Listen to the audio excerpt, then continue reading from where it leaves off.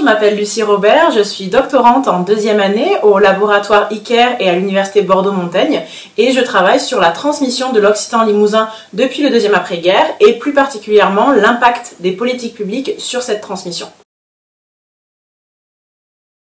Fin 2024, j'ai créé un projet de recherche qui s'appelle Henriette.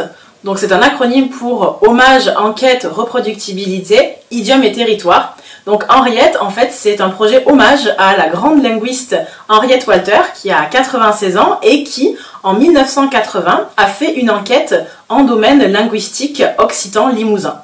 Et c'est pour ça, en fait, que 45 ans plus tard, aujourd'hui en 2025, j'ai voulu reproduire son enquête, la mettre à jour et voir quels résultats on obtiendrait. En 1980, quand Henriette Walter était en train de réaliser le grand atlas phonologique de France, elle est allée dans le Limousin où elle a rencontré un instituteur et directeur d'école dans une commune qui s'appelle Château-Chervy. Et donc c'était monsieur Pierre Lallet et ensemble ils ont mis en place un projet de recherche où ils ont fait passer un questionnaire aux élèves de l'école.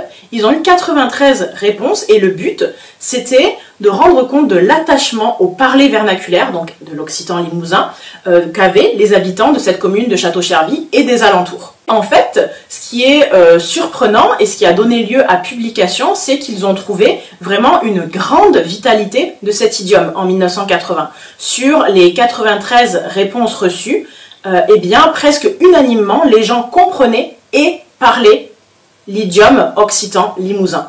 Ce qui a surpris parce que lorsque j'ai eu des conversations avec Henriette Walter, le projet de recherche étant également nourri d'entretiens avec elle, eh bien, ce sont des résultats qu'elle n'a pas trouvés dans d'autres endroits de France. Ce qui a vraiment surpris. Et c'est pour ça que c'est intéressant aujourd'hui, en 2025, de refaire cette enquête, de la mettre à jour et de voir si on va trouver des résultats similaires ou peut-être on va voir qu'il y a moins de locuteurs. Je travaille avec la mairie de Château-Chervy, donc on met à jour le questionnaire, on va le reproduire tel quel, mais on va aussi le mettre à jour et on va donc le diffuser à l'ensemble des habitants de la commune de Château-Chervy.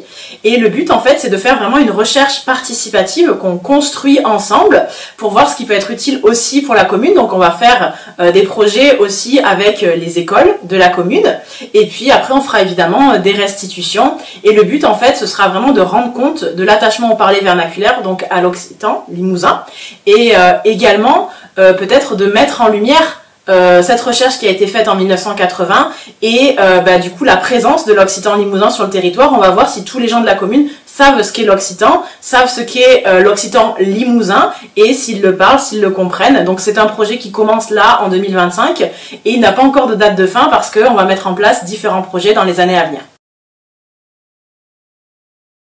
Donc pour l'instant, on est dans la phase de rédaction et de distribution du questionnaire et ensuite on va venir l'analyse des résultats. Une fois qu'on aura analysé ces résultats, eh bien, il y aura des restitutions scientifiques évidemment, mais aussi des restitutions in situ à Château-Chervy puisque cette recherche est participative, elle est pour les habitants de Château-Chervy et donc on a prévu un petit événement sympathique qui sera une veillée aux châtaignes comme on le faisait à l'époque, justement aussi pour avoir ce côté un peu peut-être nostalgique qui rappelle en fait les bons moments qu'on passait avec les grands-parents à parler en occitan, en patois, voilà. Et ensuite, eh bien, on aura d'autres restitutions en fonction des projets qu'on va mettre en œuvre dans les mois et les années à venir.